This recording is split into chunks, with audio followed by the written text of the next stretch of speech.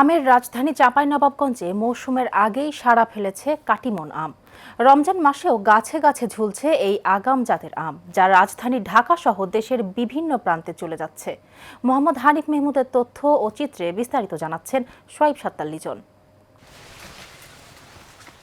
সবেমাত্র বিভিন্ন গাছে দেখা দিয়েছে আমের মুকুল, কোথাও কোথাও ধরেছে গুটি, অথচ আমের রাজধানী চাঁপাইনবাবগঞ্জে সবুজে ঘেরা বাগানে ঝুলছে টসটসে আমের থোকা।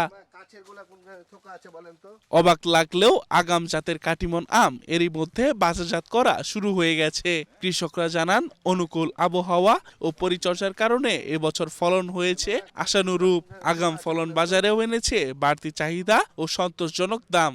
এই আমগুলো আমরা সরবরাহ করছি সারা বাংলাদেশে। রমজান মাসে একজন রোজাদার ব্যক্তির কাছে অনেকটা আকর্ষণীয় মনে হচ্ছে। আমি গত 2 বছর থেকে কাটিমন সুইট কাটিমন আমটা করছি এবং আমটাতে আমি বেশ বেনিফিট পাইছি। সিজনে একটু আগেই আম পাড়া হবে, কাজে সারা বছরই আপনার কন্টিনিউ আম এই কাটিমন থেকে আমরা পেতে থাকবো।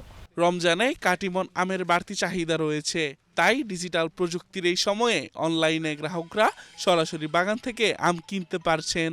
2 বছর থেকে প্রায় কিন্তু এখন বিভিন্ন জাতের নতুন জাতের কিন্তু আম এসছে, যে আমের জাতগুলো আসলে লাভবান হচ্ছে কৃষকরা। শিবগঞ্জের মনে হয় যে 80% জায়গায় আম হয়। সব চাষি এখন চিন্তা করতেছে যে কিভাবে এখান থেকে আমরা আম চাষ থেকে বেনিফিটেড হতে পারি।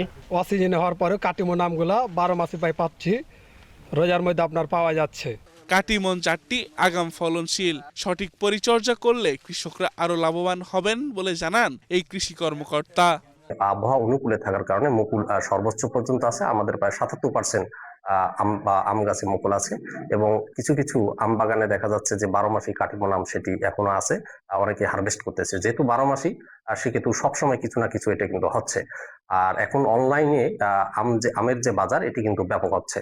তো এক্ষেত্রে কিছু যা তরুণ উদ্যোক্তা আছে তাদেরও কর্মসংস্থানের সুযোগ হচ্ছে এবং আমের যে বাজারটা সেটিও ভালো হচ্ছে। আগাম জাতের এই সাফল্যে আশাবাদী কৃষক ও ব্যবসায়ীরা। তাদের প্রত্যাশা, এমন উদ্যোগী আম শিল্পে যোগ করবে নতুন সম্ভাবনার দ্বার।